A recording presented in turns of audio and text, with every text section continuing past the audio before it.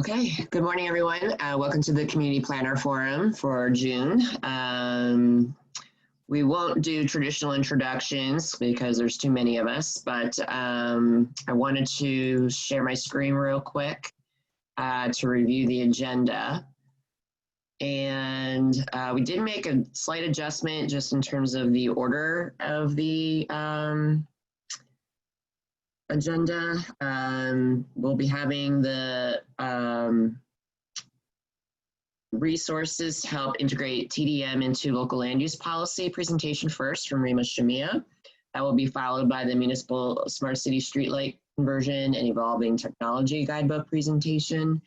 And then we'll talk about traffic estimation and development review in the remaining part of the agenda. We've tried to limit each of these presentations to about 15 minutes to allow some time for Q&A. If you have any questions throughout the presentations, hold on to those until folks are done at the end. Remember to mute your phone, mute your audio during the presentations, and use the chat pod if you have any thoughts that you want to communicate as the presenters are going. So with that, I'm going to stop sharing my screen, and I will turn it over to Rima Shamia to go through the TDM section. Thanks, Sandy. Just give me a second to pull up.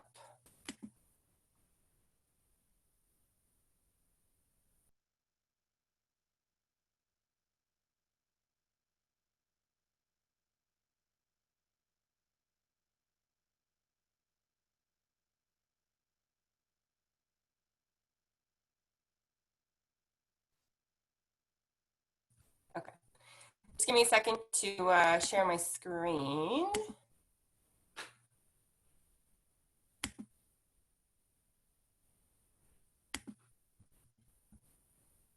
Okay.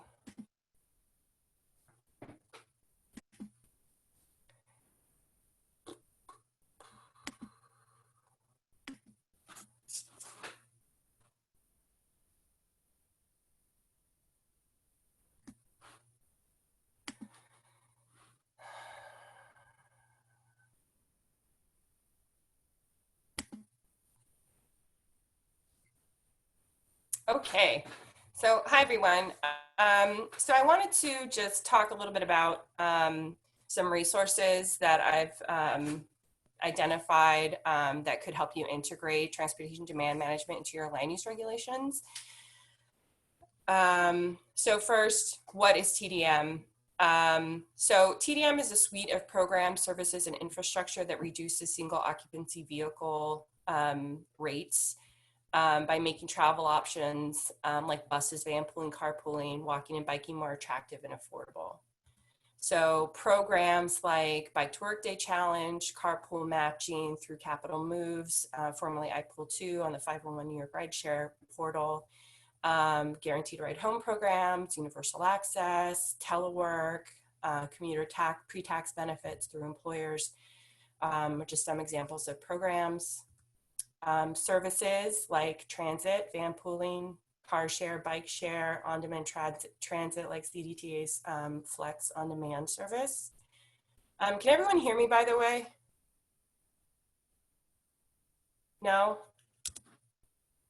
No, you're good, Rima, go ahead. Okay, sorry, thanks. I can't see myself, so, or anyone else when I'm doing this, so I'm not getting any visual cues, so, okay. No, okay, thanks.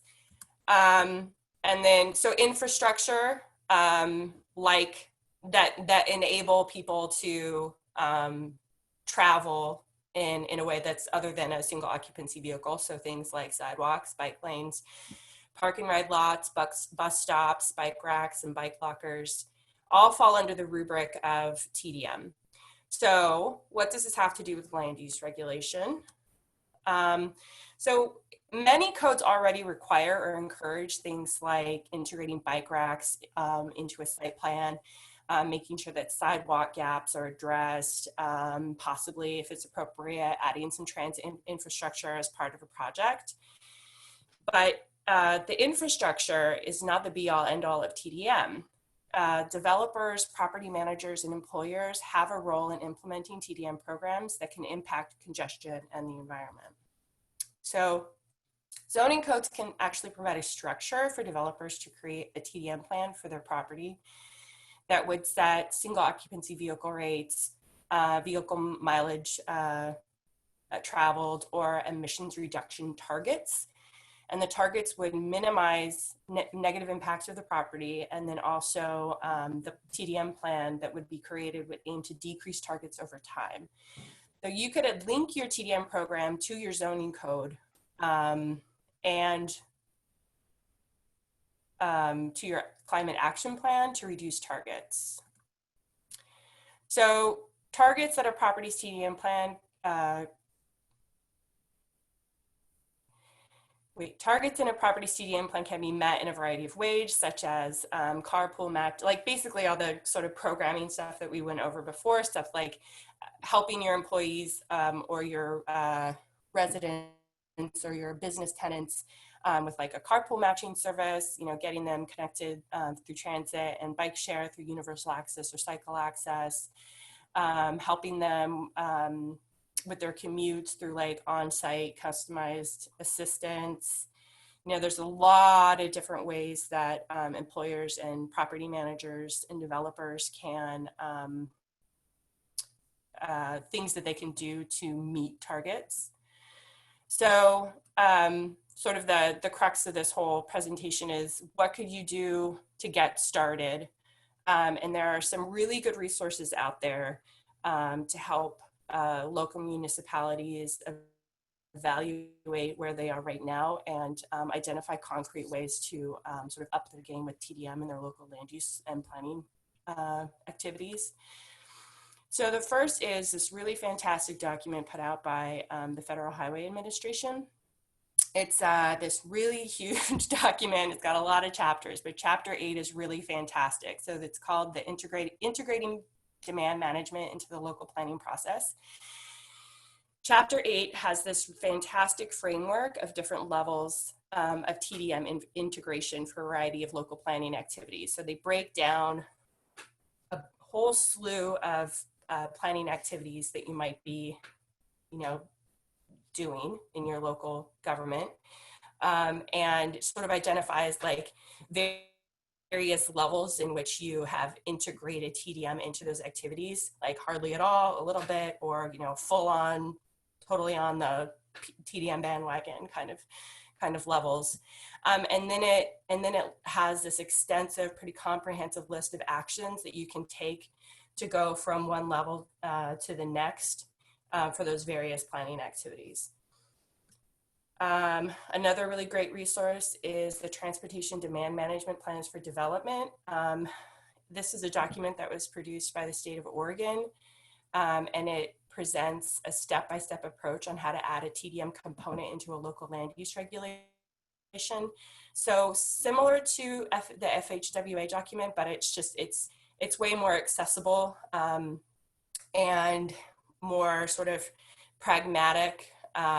Both of them are really excellent resources that sort of take a different approach to the same questions. And then the last one is this document that was put out by Washington, D.C., a report that was done for them called The Incorporation of TDM into the Development Review Process. And amongst many other things, this document looks at best practices around the country and analyzes those best practices and goes one step further than that, and it looks at the associated land use regulations that have to do with those TDM programs and analyzes those as well. So it gives this really, really in-depth view of what the best activities are there that are integrating TDM into their land use and the mechanics of how they're actually doing that. So that's sort of the long and the short of the information I wanted to get across today. This is a lot of information that was just sort of put out there all at once. So if anybody has any questions, I can take some questions.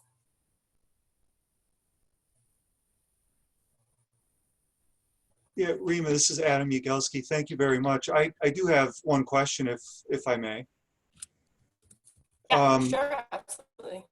You know, we have employers in town using TDM strategies, and they're of course built into you know, some of the traffic impact studies and that kind of thing.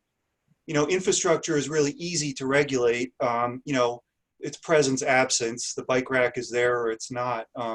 But some of the other programs like van pools or you know, staggered work hours or something, you know, that may evolve over time with the business's needs or that kind of thing.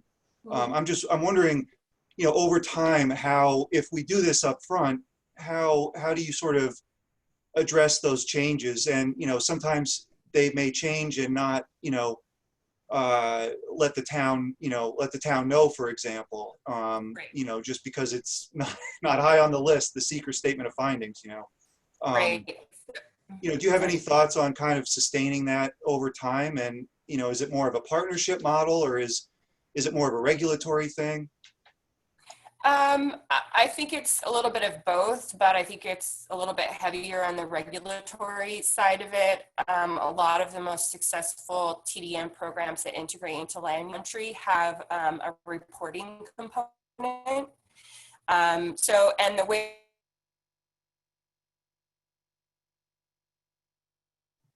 Rima, you have frozen if you can hear me.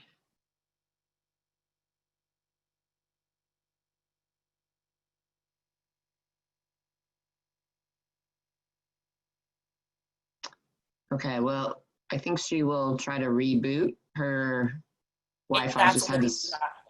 Oh, there you are. You're back. I was gone? You were gone. You were frozen. No. Yeah, so I'm sorry. You want to repeat what you were trying to say? I was saying that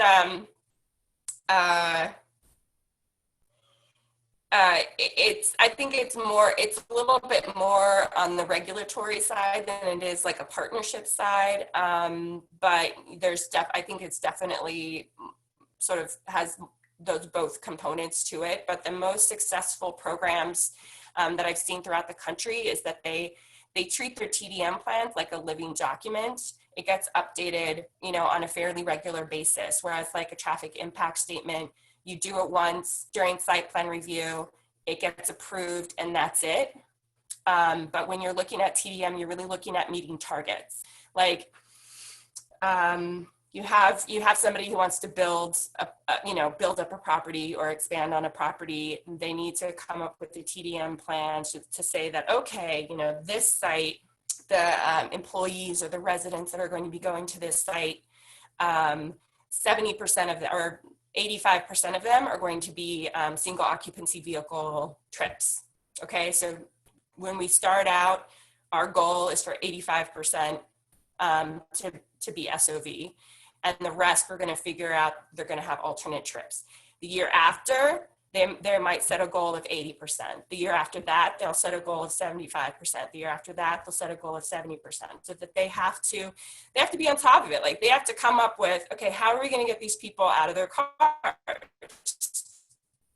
How are we going to actively engage with the people who are coming to this site so that they're not using their cars by themselves? We're going to create a carpool matching system. We're going to put, you know, extensive bike infrastructure in. We're going to, you know, offer safety classes for cyclists and maintenance. We're going to do all these things to get people to not drive. And also we're going to track that activity. Or a property manager, you have a program in place so that you know how people are doing, so that the municipality knows that you are meeting your goals or not.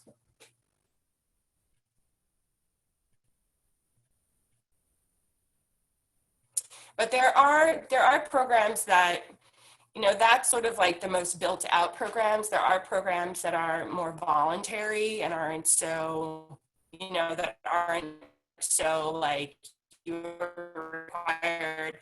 You know, there are municipalities that actually have local laws that require employers to to have like an SOV cap or some other type of target cap, like BMT. And so like that's a very stringent regulatory, degree, but there are sort of other degrees of that. My sense is that they're not as successful, sort of obvious, like if you make a law and people have to comply with the law, then they're more likely to do it. If you make it degrees of more voluntary, then it's not going to be as successful, but there still are elements there that are worth pursuing. Thank you. Yep. Any other questions for Rima? Okay, I will say on her behalf, CDTC is planning on ramping up our transportation demand management initiatives over the next year or two, really. The COVID-19 situation might have amplified that need a little bit more because, we've seen such a huge reduction of traffic that is coming back, but how do we dampen that, continue to offer opportunities to best manage our transportation system capacity through work from home policies and assorted other TDM policies. So we'll continue to share resources and build on that in the coming weeks, months, and years, really. So thank you, Rima. We appreciate it. Sure. So next up is the team that will be presenting on the Smart Mobility Guidebook. I'll turn it over to Lenny to share her screen and run through that presentation with a few of her colleagues on this project. So Lenny, go right ahead.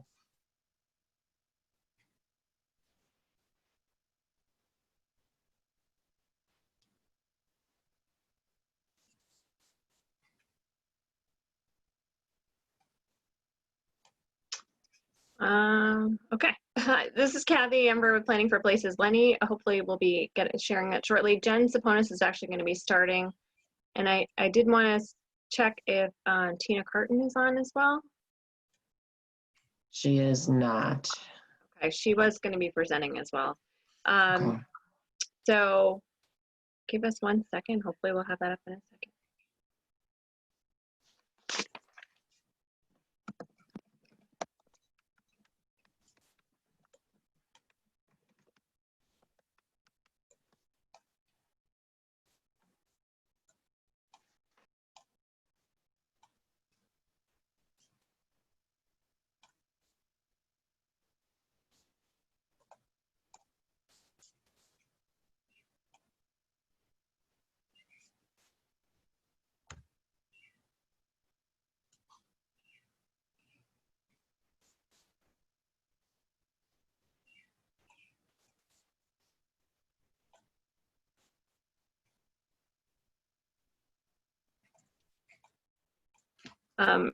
Is Tina by any chance in the waiting room or? No? No, Okay. she is not. Okay. Well, I think we're having some technical difficulties. I can give an overview of, I can go through Tina's slides. Hello, everybody. I had you on mute and I was practicing. So are we ready to start, Jen? Yes. Oh, how great. Okay, here we go. I need to share my screen. And we are recording. Excellent. And just so you know, Lenny, Tina is not on, so we'll go through her slides, I guess, after Jen presents. Okay. Does someone want to present her slides? Yeah, I'll present her slides, and if anyone has questions, we can relay them to Tina and get back to them later. All right. Can you see my screen? Yep. Okay, perfect. This is the beginning, and I'm going to go to Jen's slides. There we go. Jen, just let me know when to change. Okay, thanks, Lenny. So I know I've spoken with the planners forum about CDTC's Smart Communities program in the past, but I just wanted to give a brief overview and introduction of it. CDTC started to kind of explore smart cities and technology integration into the transportation system in 2017, when as a region we worked together to submit an application for USDOT Smart City Challenge. It was unsuccessful, but it did kind of pave the way for us to continue looking into how as a region we can explore different emerging technologies. Our relationship with the U.S. Department of Energy and our Clean Communities Coalition provided another opportunity. We had some funding to start some smart cities conversations in the region and work with cities like Schenectady and Saratoga Springs on doing some planning and discussing how to make it more region-wide. We launched a Smart Communities Task Force in 2018 and a Smart Communities program that provided funding for smart communities projects. That solicitation was released in late 2018, and then we kicked off the Saratoga Springs Guidebook, which we'll be discussing today, in 2019. Next slide, please, Lenny. Okay, here we go.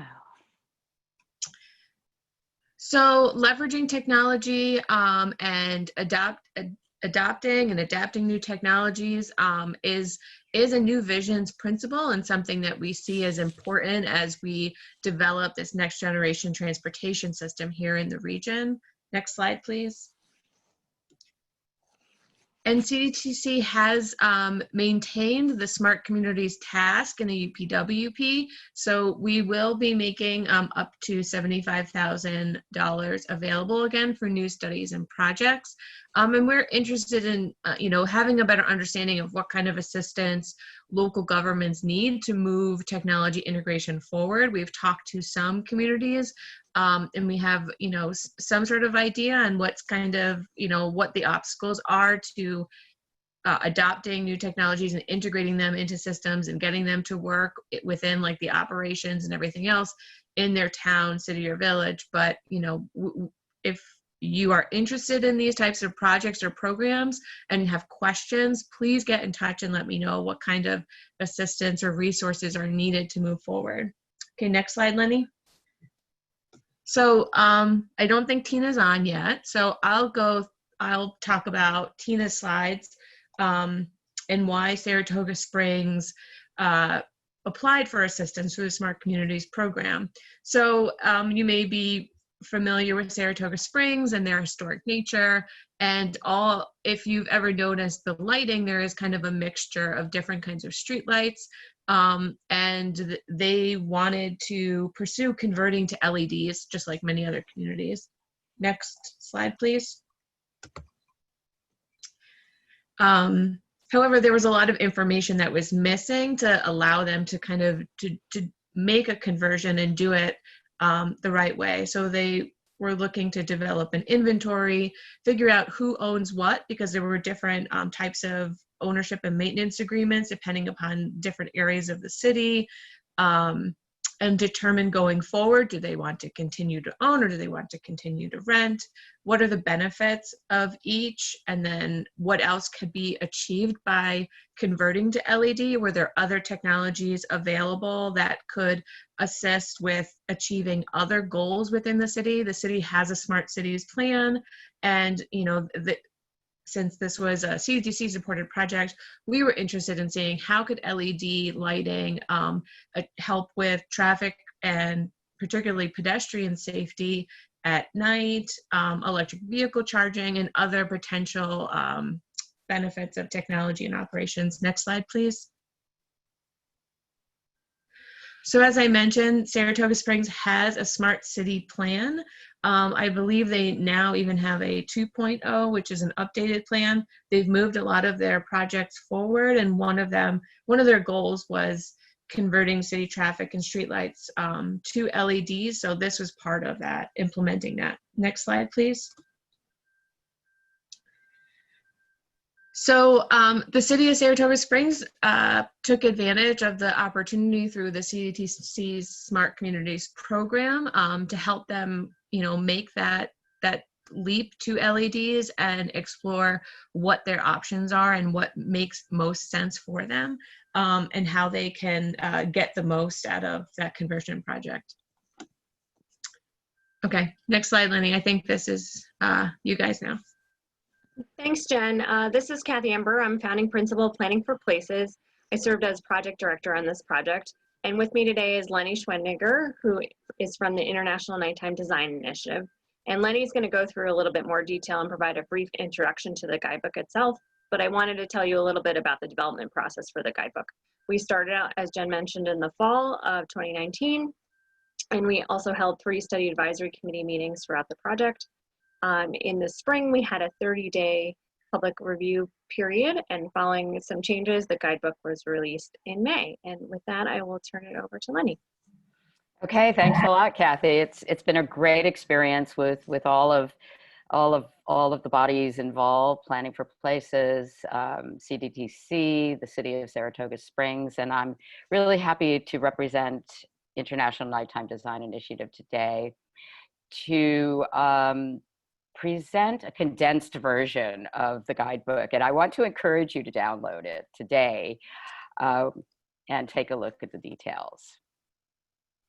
So where did it all start? It really, this idea of converting to LED started with the New York State Public Service Commission's legislation change that allowed municipalities to purchase their street lighting and public lighting and gain more control over it. In 2018, the governor created a state program to encourage the light conversion and smart technology use. So we have both the conversion to the LED, which saves energy, and the controls that are provided by smart technology. In turn, NYPA was tasked to implement a smart street lighting program. So there is your support. Now on the right, and I hope you can see my cursor. Can you nod your head if you do? Okay, great. So here is the URL on the CDTC website to download the guidebook. So the foundation of the program and of the guidebook is, number one, conversion to LED. And that helps us meet sustainability goals. It also helps us meet financial goals because there is a cost savings due to the reduction of your energy bill. But the little known fact, and you'll read about it, is that the reduced operations and maintenance efforts provide a great savings. So how do you get that? You get that with a longer life lamp or light source, and you have lights that are reporting back to base, reporting back to a computer base saying, I'm broken. And that in turn cuts back on your citizen complaints and 2 trucks trawling for broken streetlights. So that alone actually is a huge money saving. How about the transfer of ownership? The NYPA incentive program is very full on its what we call turnkey. And so they have services from the lighting audit, the count and the identification of the lighting you already have, through design, environmental services, financing. They actually provide financing. And now they have a new program for maintenance. So this is a very supportive program. It's also incentivized. There are reductions in the equipment purchase. There are also, though, third-party options, other, companies and manufacturers who will also provide some of those services. Sometimes that, there we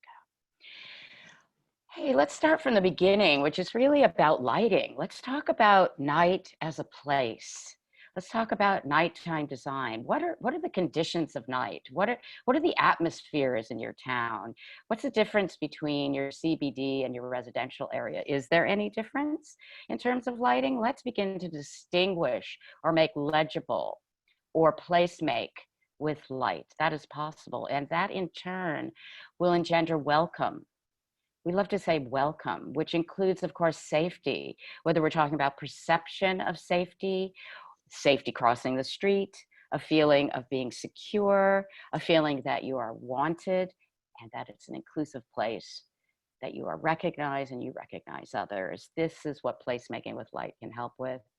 That in turn will help us with public health, walkability, increasing pedestrian access, increasing sociability. Hopefully in the post-pandemic world, we're going to come up with the right solutions that we can continue social relationships after dark. And that in turn, of course, leads to economic vitality. Have you ever thought about the nighttime as the place of culture, the place of movies, the place of theater, as well as the place of nightclubs and late night activities? Later open hours with better lighting is not impossible.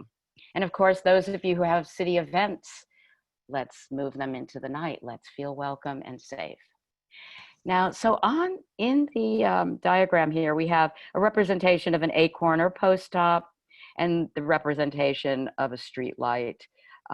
Either and both of these light luminaires will provide good lighting or bad lighting. And the light pole itself is going to be an armature for the responsive smart technologies. So what is smart? It's a really overused word. We could say connected or responsive as well, or networked. In this case, we have a system that is centrally managed. So it's not just each street light by itself that has to be checked or has to work. We have a system. It's infrastructure. We get that proactive maintenance we talked about. We get additional energy saving, by the way, with dimming and this adaptable lighting, which I'm going to go into more. Most city goals or community goals are to create a holistic and streamlined set of town services. And I think you might have heard of, those of you who have heard of, you know, oh my gosh, it's magic. We'll have better traffic control. We'll have better rubbish pickup. Our parking will become magically better. Almost, but not quite. The devices that we can install and network and control include quantification, how many cars, what time, circulation, who's where, when.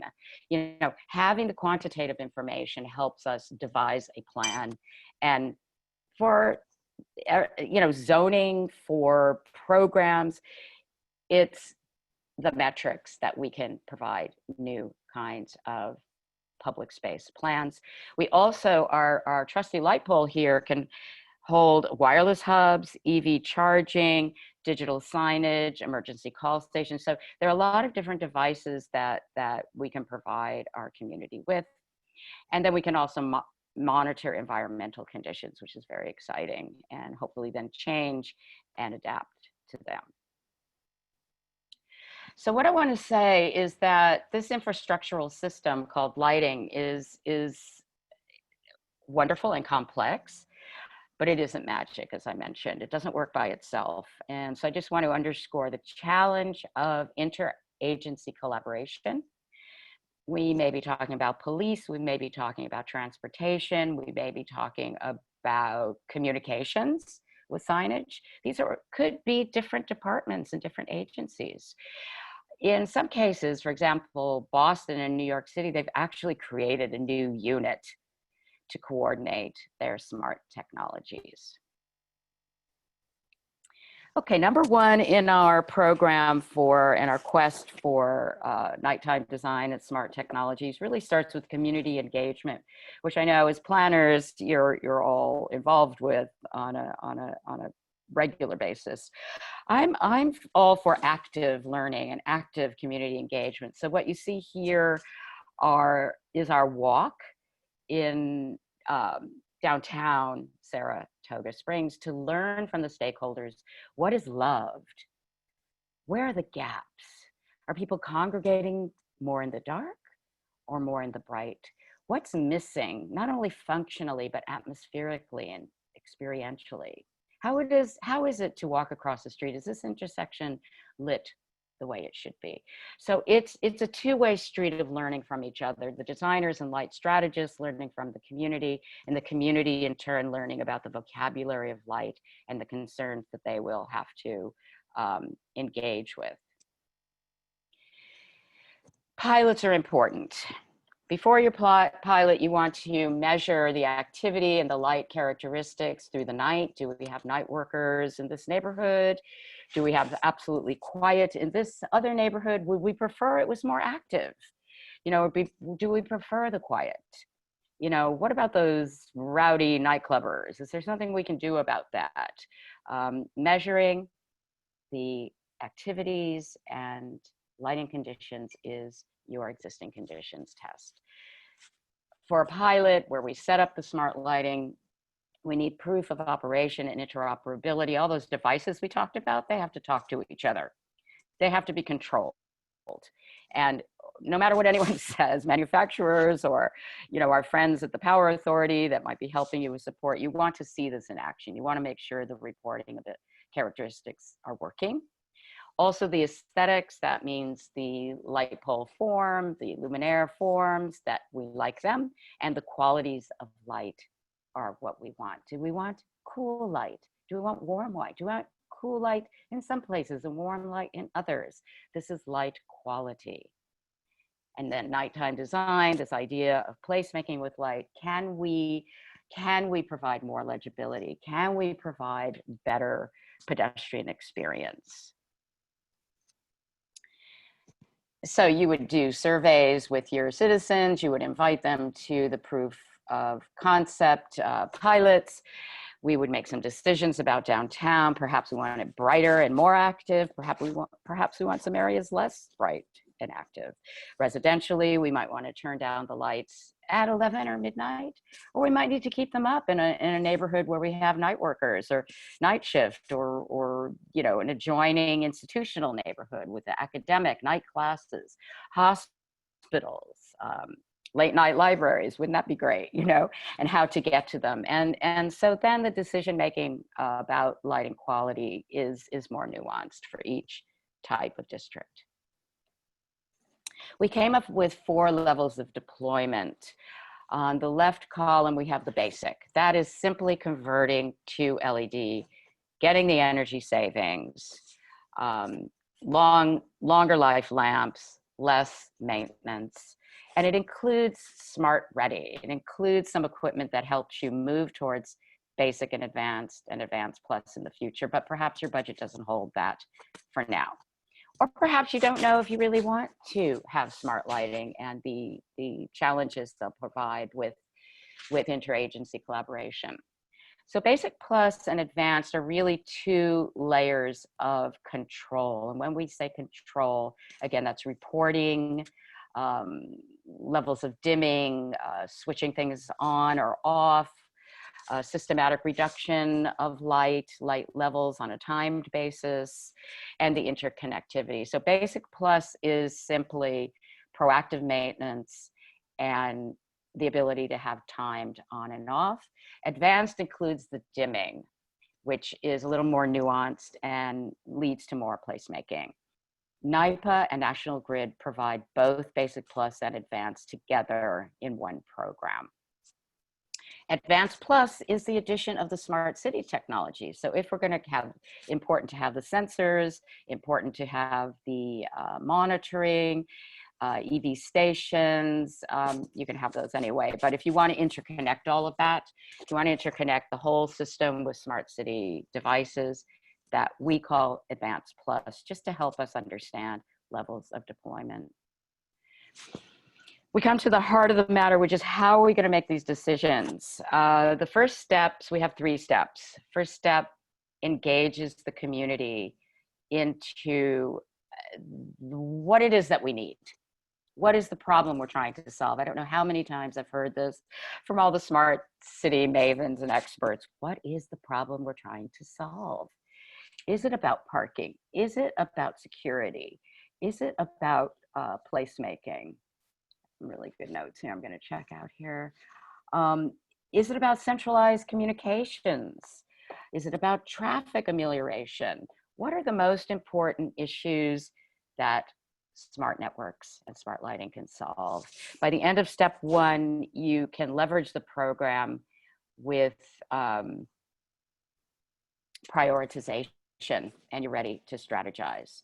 So part 2 is really an action plan and learning from the case studies and the pilots to engage design and strategy services, to prioritize the technology, and to look at your fiscal plans and strategies. And by the end of 2, we want to have that pilot operational. In 3, we want to finalize that interagency management. We want to make sure we can actually deal with the incoming data and use it and leverage it and create new programs in the future. It's you know, I've been in workshops where New York City DOT says, well, we've got all this data, it's flowing in, but you know, actually interpreting it and using it, that is another step. That is a big step.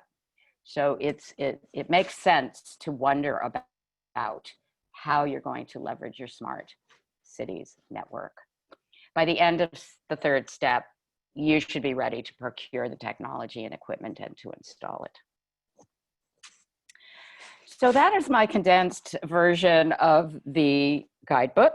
And there's so many more subjects that are in the appendix that you can look into, from communications to ecology, and the support that you could get from the various agencies at your service. Giving it over to Kathy. Thanks. So in addition to those items that Lenny has mentioned, we also had some case study sections. We included some examples from the city of Boston and the city of Syracuse, and then we also delved into some capital region examples, you know, from Schenectady to Kinderhook to Colony to Albany and Clifton Park. Albany bought their street lights recently. And I think the key takeaways is that lighting audits are really critical. A number of the case studies found that they had a different number of lights than they thought when they started doing a lighting audit. So that's really important. They also all approach things differently depending on what their needs were. So some communities worked with National Grid, some worked with NIPA, some worked with third-party installers. There are a variety of things you can do, a variety of technologies you can include and entities you can work with. And I think that's why the decision-making roadmap is important, to help you kind of pick what's the most appropriate thing for your community, to decide on who to work with and what type of technologies you want to install. So with that, we were just going to open it up to questions. If anyone had any questions for you know, Jen, Lenny, or myself, we're happy to answer them.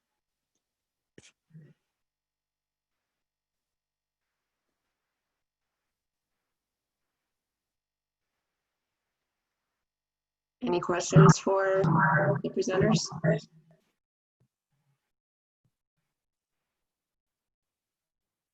I guess I'll open by asking, are there problems that in your nighttime environments? Are there some challenges that you have in your towns that you might want to throw out for us to respond to?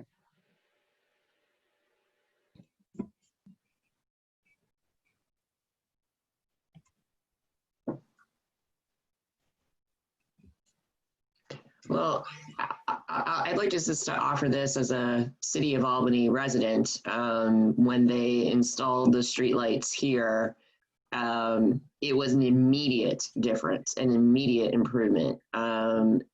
My street was very dark.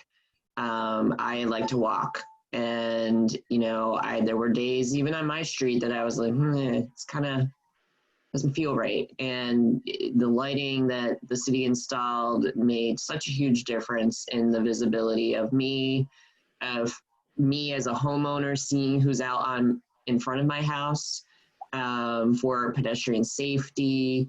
You know, certain areas of the city, they lit differently based off of the need than other parts of the city. But I can say it was a huge improvement. I know it was a large investment upfront, but I think the payoff in the long term will be well worth it. You know, I haven't, to my knowledge, I mean, I haven't heard anybody saying, why did they do that? You know, this is awful. It's too bright. It's too this. I haven't heard anyone saying these kinds of things. If anything, they've been saying, wow, I never realized how dark it was until it was lit properly. So that's just a anecdote from the city of Albany. I'd like to underscore the long-term comment that you just had. I meant to say, you know, this is a long-run investment and long-run considerations, which is why the roadmap decision-making is quite, you know, comprehensive. It's complex, and we're really talking about the long view. So we have a comment in the chat too, yeah. or a question, but Jen, go ahead. Sorry. Sure. Yeah, I was just gonna read the comment from the chat. Liz Cormo said, we're about to do the conversion to LED. Are there programs where a municipality can add additional lights? Meaning programs that are incentive programs, is that what you mean, or a boost?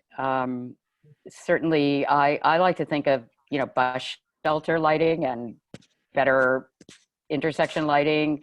I think in this case that NIPER's really talking about one-to-one, so that's a really good comment. If you're just converting, in other words, that's one-to-one replacement rather than additional. So whereas the placemaking with light probably involves additional, I don't know, unless somebody else does, if what programs or incentives, maybe NYSERDA has something they often have for renewable energy. They have incentives, but I'm not aware of that. Is anyone else? Something. I'm not sure how to answer that. Something to ask. Yeah. You know, if the question was more about working and not knowing the specifics of the Village of Boston Spa, I just know that's where Liz is. But if they're working with National Grid to install more actual physical lights, that's a different thing than, Replacing you know, it.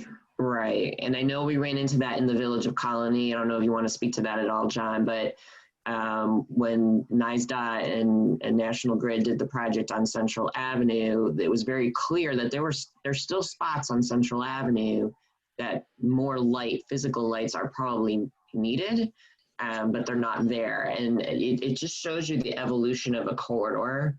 Some of those lights were probably installed way back in the 1960s, even for all we know, and have never been, you know, sort of relocated as development changed and as the land uses changed and what have you. So, you know, there were some constraints there in terms of what we could do in that particular project. And that might be what Boston Spa is running into as well. And that probably is coming out of their lighting audit.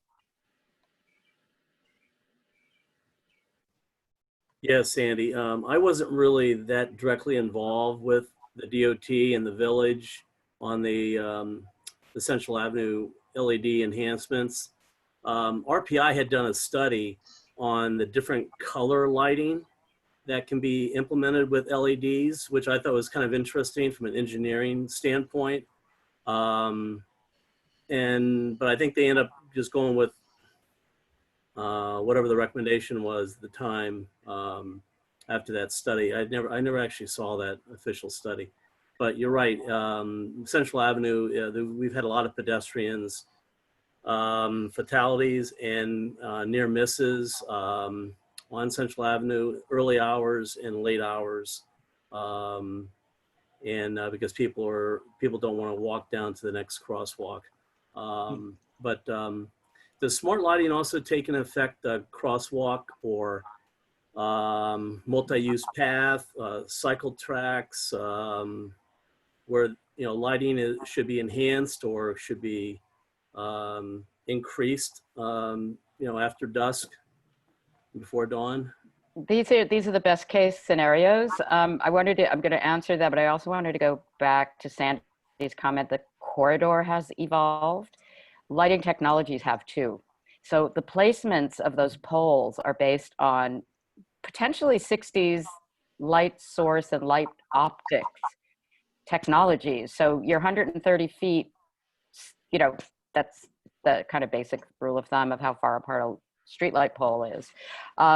May or may not fit the LED, or you're gonna have to fit the LED luminaire to the spread of the poles. So it's more complicated than just conversion, in the sense if you want to go into quality, flexibility, adaptability, which is what you're talking about.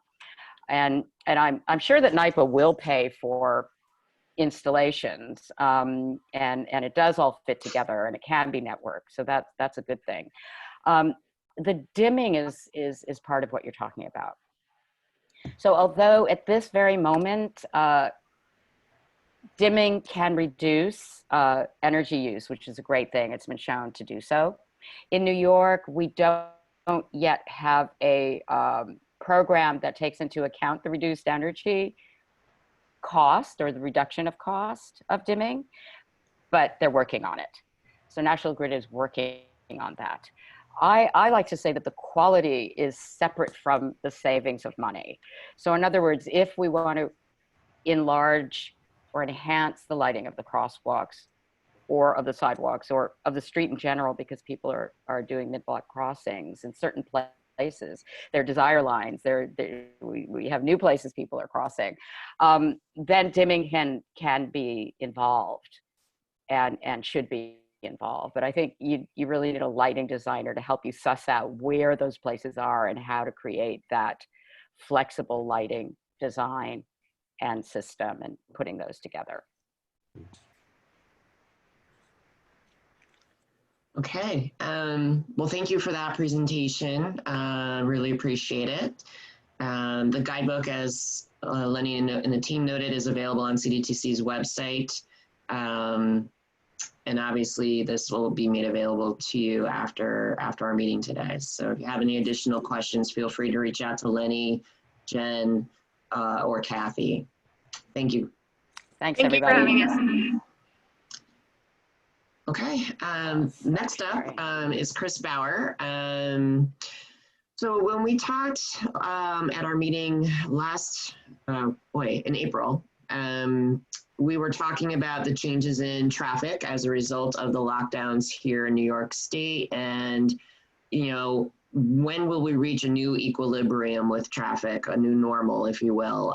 We've been tracking travel trends in the region over the last few months, and we are seeing traffic. We're not quite at the normal baseline, we're still below it, but we are definitely trending back up as things are reopening. So, how this relates to traffic estimation as part of development review is something that Chris Bauer is going to give a brief presentation about, and some of the resources available here at CDTC to assist in that. So I will turn it over to Chris.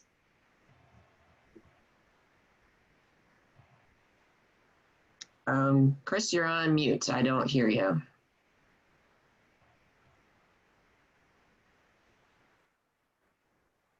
No.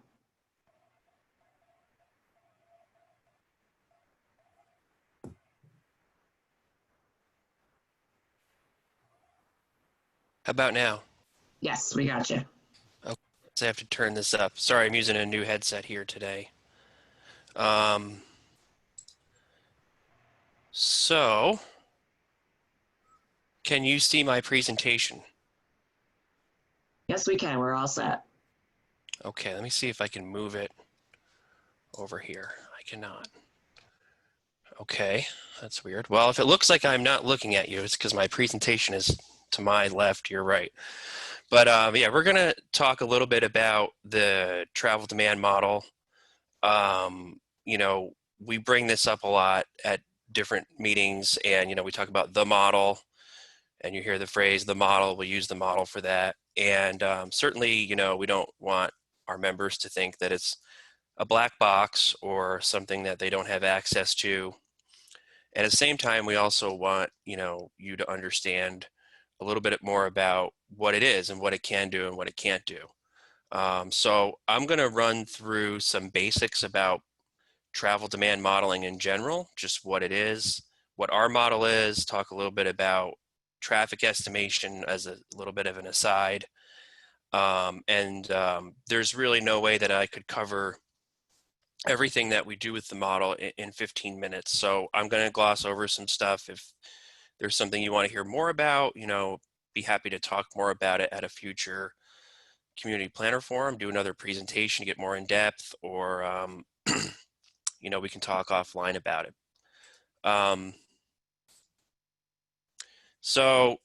Travel demand modeling just in general, as a metropolitan area of more than 200,000 people, we are required by federal regulations to maintain a travel demand model, which is really just a computer model that we use to estimate traffic during a specific time frame.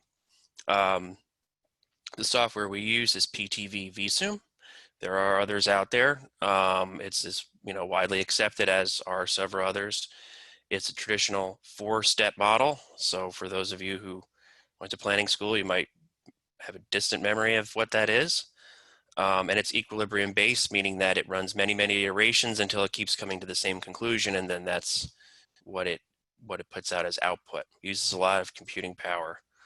Our model is, we call the STEP model, not to be confused with the 4 steps. STEP for Systematic Traffic Evaluation and Planning Model. I'd be remiss if I didn't mention Chris O'Neill, I know who was on the call. This for many, many years was his baby, and he certainly deserves all of the credit for building really what has become I think one of the better models in the state of New York and maybe even the country. And then I was lucky enough to sort of inherit this as Chris is moving towards retirement and working on these types of projects. It doesn't include every road. It includes all federal aid roads in the 4 counties.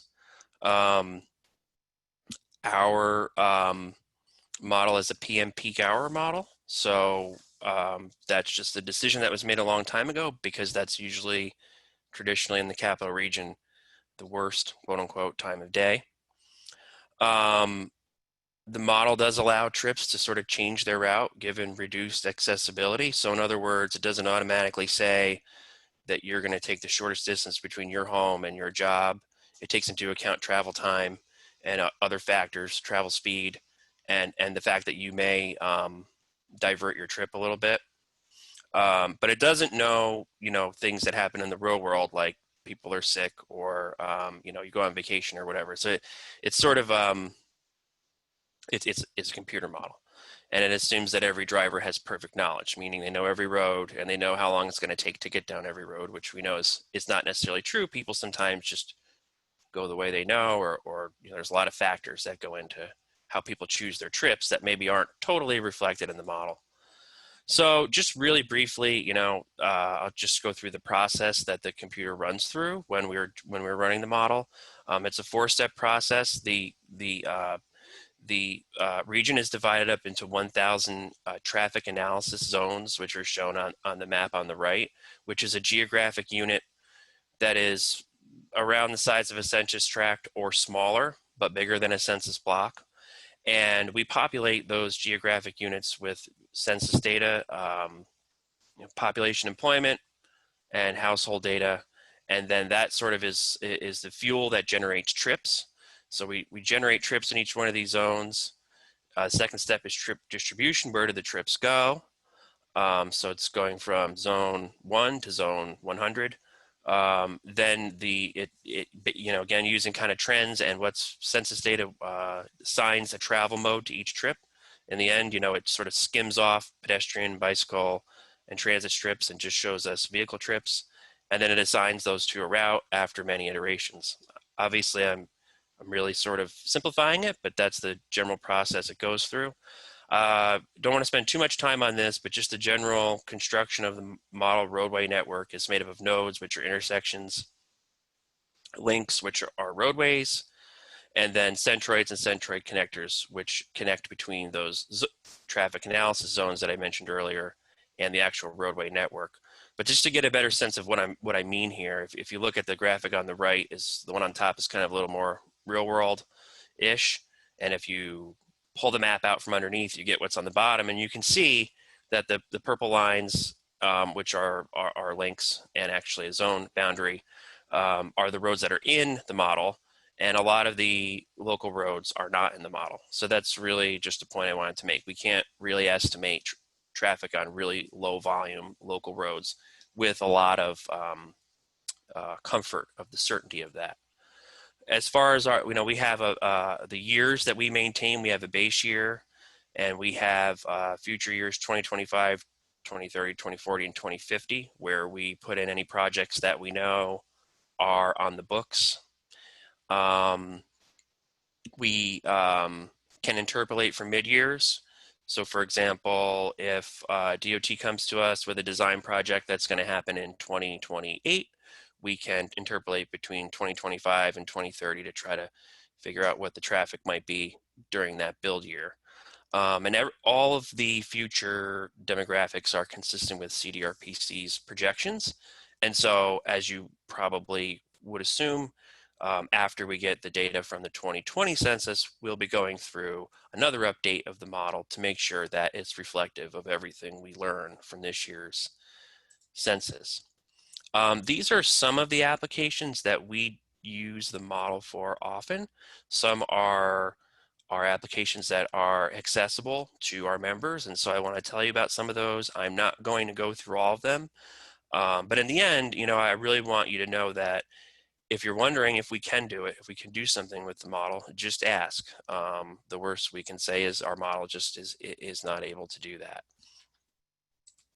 So first, something that we do often for members is provide background traffic growth rates. So this is when you have a developer who is doing a TIA or TIS or whatever you call it in your jurisdiction. Those of you who have a lot of experience doing these, you know that if you're projecting out to the future, usually you use some kind of background traffic growth rate. So what's going to happen to the traffic on the roadways in addition to this new development, just general growth that's happening around the area. And other places I've worked, we just use a flat number, 1%, 2%, 5%, whatever it was. And there's not necessarily anything wrong with that, but we can provide for you a per year background traffic growth rate custom to wherever this project location is and to the year that you are projecting to. And so what I'm showing on the right here is just an example of what we send to a member when they request this. This was for a project in Colony near Route 7 and Route 9 and the 87 off-ramp. And so, I don't remember all the conditions here, what the horizon year was, but we will look out into the future to whatever the study area horizon is, and based on what our projections saying, CDRPC's projections saying, provide these growth rates. What we need from you, if you would like to request this from us for a project, is the study area, the horizon year, recent counts. That's very important if you have them, and also an okay from you, from the member. So in other words, if we get a request from your consultant, the first thing we're going to do is contact you to make sure that you're comfortable with what we are doing and what we're providing, because you are our customer, not the consulting world. As a little bit of an aside, this has come up during these last few months here, and is related. Folks have asked us, well, can you use the model to project current traffic? And the answer is yes, but probably without an actual count that we can calibrate to, probably not precise enough to do traffic planning, traffic engineering. Remember, it's a regional travel demand model, so reflects regional travel relatively well, but the closer in you get, the more detailed you get, probably, that kind of delta for accuracy goes out. So the question we got was, what can we do if we're trying to project current counts, which is something that we really have never done, never really had to do. You want to do a count, you go out and do a count. Well, we know that things aren't really normal right now, so how do we account for that? And so here's just a couple of ideas that you can use and at your use at your own risk, if you will. But and just some ideas that we have about that. If you have a project that needs to move ahead right now, so in other words, can't wait, this needs to move ahead right now, you can use recent counts from another effort. That'd probably be the best thing to do. Traffic growth is really slow in most parts of our region, so you can probably get away with using a 5-year-old plus or minus or less would probably be okay. But in the end, you'll have to use your local knowledge to decide whether or not that is prudent. Nobody knows your jurisdiction better than you do. And so, if a lot of things have changed in that area, then that might not be a good idea to use a recent count. Another thing that we've heard others of doing, we haven't done it here, is developing growth rates from DOT counts or from big data sources to sort of project current traffic. So maybe you have a count that's, it feels a little bit old, and so using some big data sources to project that. I know some consultants are providing that service. Or another option, if you really need to move ahead now, is to, develop an agreement with the developer or party that you're working with to recount and reanalyze at another time. So if you really need to move ahead, you maybe use some dated counts with some sort of memorandum of understanding that you're going to look at these and revisit the issue later. Realize that none of these are ideal, but just wanted to throw them out there as ideas. So some other things that we do with the model, services that we provide. One is we provide traffic estimation for GEIS processes in the town of Malta and the town of Colony, where we answer the question about how much traffic is being generated by new development and where is it coming from and going to. And these are to support GEIS documents processes. This is a little bit more intense than just providing background growth rates. And so this is something that we contract with these different municipalities to do. We've also used them for area and corridor analyses. This is a project that Chris O'Neill developed a couple of years ago, the Albany Shaker Road Corridor Study. And the question was, what does the model say about who's using this particular road? How much of it is through traffic? How much of it is local traffic? And so we use the model to estimate that. And actually we were able to ground truth this a little bit later with some big data, and it turned out to be relatively accurate. We can also just do that for a link too. We can say, a lot of times we get a question about on a certain link, how much of it is local versus through traffic. And so we're able to estimate that with the model. There's a few others here. Sandy, do I have enough time, maybe like 5 more minutes, or should I stop here? Okay, so just really, really quickly, other things that probably don't apply to you as much as, a local jurisdiction, but maybe apply or something that we do internally or services that we provide DOT. So I'm going to run through them only for the purpose of you understanding that there's a lot of other things that we do with it. We use it for supporting the TIP process. When you submit a project to us and we develop a BC ratio, we do that part of that process with the model to develop the benefit of a proposed project. And it's relatively simple methodology of, just to use an example of a bridge replacement. We look at all the user costs with the bridge there, like it is now, and then we remove the bridge and what would be all the additional costs if we didn't have that bridge. For example, if we just decide not to fix it, we closed it, how much additional costs would that mean for all the travelers who currently use it and all those in the network? And so that helps us identify the benefit of having that particular bridge. Obviously, roads that have a higher volume generally show a higher benefit. Another service that we provide is looking at traffic diversions during construction. So not to get into the details here, but this is just a hypothetical example of what would happen if the thruway closed the Castleton on Hudson Bridge for construction. And so we're able to sort of provide them with some information about how detrimental would this be to the rest of the network. Is it feasible? Is it something you can do? In this case, closing the bridge perhaps might mean that it's much, much easier and much lower cost to construct. And so that helps weigh that kind of, benefit of detours versus lane closures and shortening the construction time. It helps them make the decision about how they could move forward with this particular project, which is not, as I understand, programmed, but just kind of a hypothetical situation that we looked at here. And then we provide them with detailed information about how many additional cars does this mean on these different links. We don't need to get into all that.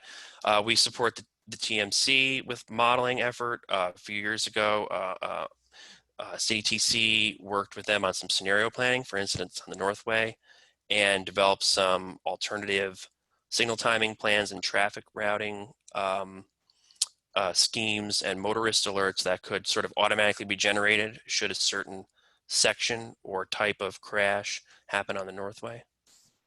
And then, you know, not to further complicate things, but, you know, we have many other models. We talk about the model, the step model.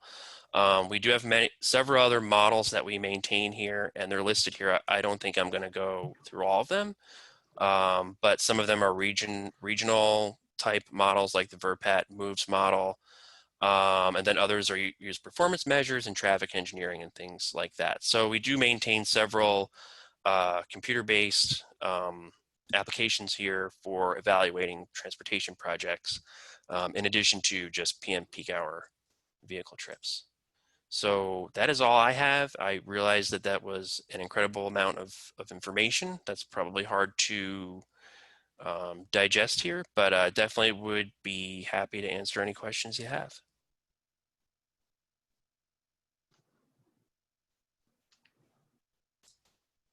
Thank you, Chris. Any questions for Chris? And I think the main reason I asked Chris and also Chris O'Neill to present this information to you folks is, you know, as Chris alluded to, we talk about the model, which might be a bit mysterious to those who don't work in transportation planning. And there are some things that we can do for communities in the development review process. And, you know, if you're curious about capabilities, maybe there's some specific issue your community is grappling with right now and you're not sure if there's something that can be done with the model, just ask. I would also say that, you know, our technical assistance program is really designed to help with this kind of issue. And we will be reopening that solicitation up more than likely after the July, in the month of July. So, you know, if there is something urgent going on in your community, you know, you might want to just keep this presentation in mind and contact us if you have the need for any sort of assistance, even as simple as, you know, how much of this traffic on my main road is local versus out of town or out of community. So any other questions? Yeah, Chris, I've got a quick question. Being a bike rider around the whole capital region, I've noticed that the increase of the heavy duty dump trucks is increasing tremendously. And I fear them when I see in my rearview mirror. I'm on rural roads. I'm on areas up in Saratoga, Washington County that you're like, where'd these guys come from? Where are they going? Are they hauling stuff from New Jersey again up here? But the bottom line is that, does your model distinguish between semis, dump trucks, or is it just motor vehicles? So it's all vehicles, including trucks and buses and you know, kind of everything that's mixed in out there. And it doesn't distinguish between them. And actually through some separate efforts, we have looked into modeling freight. Yeah. As you can imagine, it's a lot harder to you know, like modeling my travel is easy. I get up, you know, and I at home and I drive to work and I do that every day and I do the same thing. And so, right. you know, those types of trips are easy to understand. Modeling freight is a little bit tougher because, you know, as you alluded to, like a dump trucks, you know, it might be, you know, a year and a half they're traveling between one quarry and one project, and then that project's over and then they're going somewhere else. They're still on the road, but they're probably using it somewhere else. Particularly dump trucks are hard, and construction vehicles, because their destinations change so often. We do have some capabilities of understanding how many freight trips are generated by certain types of establishments, and those are the ones you might like a restaurant or a mall or something that has, again, kind of a more regular delivery schedule and Right. things of that sort. But it's one of those things that's very hard to understand. And I certainly wouldn't commit right now to a full-blown freight model, but that is something that we've been looking into and sort of slowly building our capacity over the last couple of years. Because on the Northway alone, we know how the Canadian truckers, how they travel, right? Their behavior when they hit the capital region, they keep going fast and faster and faster and faster, right? So I would think that the semi trucks are increasing on the Northway, and there's got to be a limit to how many semi trucks can travel between the hours of 10 and 4 on a given weekday. But I'm more concerned about those bigger vehicles. Those dump trucks, those construction vehicles drop all sorts of stuff. They're usually they're overfilled. I mean, you don't want to be anywhere near them even with a car. I was on the Northway this past week, and some guy had too much stuff in his truck, and it was just rocks were flying out of there. I mean, it's becoming, I think, a lot more. I'm absorbing a lot more of it because I'm out on the road. I'm a cyclist or a motorist, and I can see this increasing. I think that the model should be able to identify a large box versus a small box, or a big diesel engine. I don't know how your model determines the vehicles, but I would think that should be technologies there. It's how to incorporate it. Yeah, we have other ways too to understand freight movement. So even though the travel demand model itself really looks at vehicle trips, we have, for example, data that we receive for our performance measure reporting that is the GPS-based cell phone data that does distinguish between trucks and cars. And so while we might not be able to understand that vehicle mix and understand exactly where they're going, we are able to understand their speed and their travel time, which tells us, at least in a macro view, what's going on with freight movement in the region. In other words, are they moving slower? As a group, are they moving faster? And distinguished by time of day. Even by the weekends, we have that data kind of broken out. So there are other ways to understand it, but yeah, it is tough. We do know that the number of freight trips is increasing nationwide, mostly due to deliveries, either deliveries to distribution centers or that last mile distribution to your home from Amazon or whatever you shop. And it's going to be really interesting to see how that changes over the next couple of years too. Yeah, thank you. Okay, well, thank you, Chris. We appreciate that. Welcome. Great overview. We'll move on to the next and final discussion item on our agenda, which is rethinking street concepts and resources. So, part of what has happened in the COVID-19 experience is we've had this significant reduction in traffic, providing opportunities to rethink our streets. And while we are seeing the traffic return, we still have communities more through the economic development lens of trying to allocate street space to things like outdoor dining to support restaurants. And in this last week, it's actually getting hard to keep up with. We've had a number of local communities approve various approaches to street closures for outdoor dining. Watervliet, as an example, has closed several streets to allow for outdoor dining. The Village of Boston Spa is closing a portion of Front Street on Thursday, Friday, and Saturday nights for restaurant seating and what have you. Just yesterday, the city of Saratoga Springs approved a permit system that will allow the city's restaurants to expand their outdoor seating in response to the coronavirus epidemic. And even in the town of Clifton Park, in the suburban example, where you might not have restaurants lining a public road, but they do have large parking lots. This Town of Clifton Park passed an ordinance to actually allow for expansion of the bars and restaurants to utilize tents and temporary modifications in the parking lots to allow for that outdoor dining. So there's a number of approaches that are being implemented in the region. I know other communities are considering them.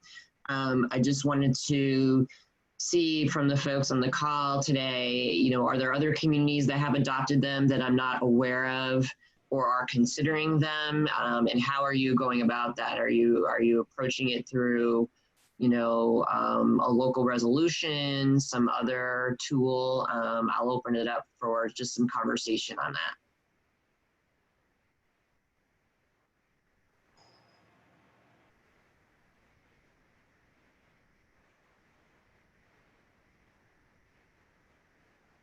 And just remember, you're probably muted if you are trying to speak.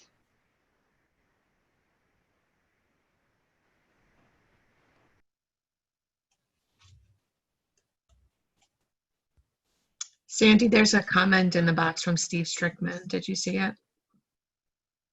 I do now. It says Troy will be closing parts of 2nd Street and Broadway. So there's another community, Thursday through Sunday. So, you know, one of the things that came up even just yesterday in our safety working group call is how communities are approaching the actual physical closure. What materials are being used to execute the closure? How is safety being considered? Is pedestrian flow still being allowed in these areas? So that's something I'll be researching in the coming days and weeks here. I might be reaching out to some of the communities that I know have passed these ordinances and policies already, just to see the physical how they're doing it. It might be very loose. But I'm hoping to be able to pull together a list of resources for other communities that might be considering this approach in the interim. So if your community is considering it, you haven't already mentioned it, just shoot me an email. I'm going to send a note to our entire community planner forum group just to make sure I'm not missing any communities that are considering it or have already adopted a policy. And then we can kind of dive into the details of how folks are doing that. Any other questions about that?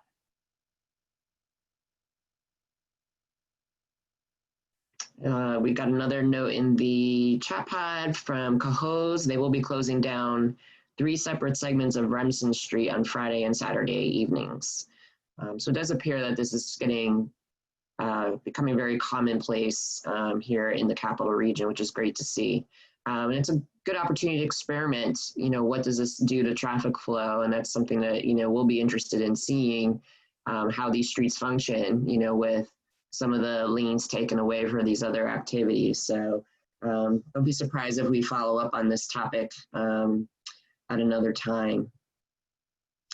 And with that, I will go on to the last kind of updates on the agenda. As a reminder, we have New Visions 2050, our regional transportation plan, out for public review.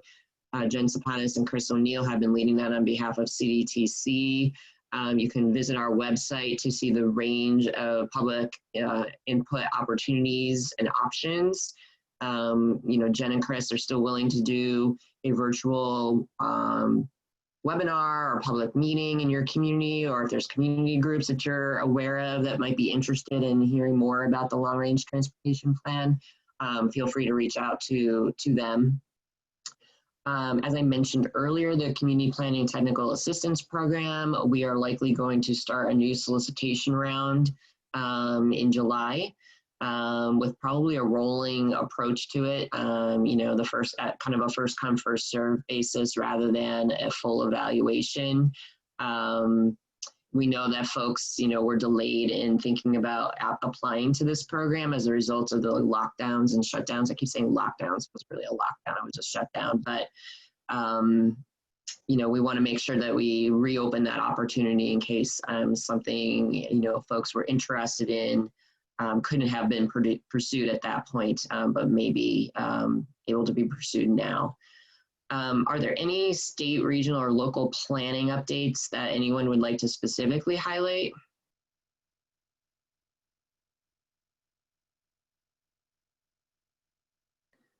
I do want to note there was another comment in the chat pod from Liz Corvos about the NACTO guide for streets for pandemic response and recovery. And NACTO does have a lot of resources available, which I think are linked off of CDTC's COVID-19 resource page on our website. So we do encourage you to take a look at those resources as well. Okay, hearing none, make sure I didn't miss anything else in the chat pod. I did not. We still have a range of training opportunities, webinars and events are available, and they're all in virtual, they're not in person, CDRPC in particular. So check out both CDTC's and CDRPC's websites for information on upcoming events. The next meeting of this group will be in September, on September 9th. In the interim, I'll be sending folks periodic updates of planning initiatives, grant opportunities, new resources that may become available in the next couple of months over the summer. And I think that's all I had for today. Did anybody else have anything else they wanted to mention today?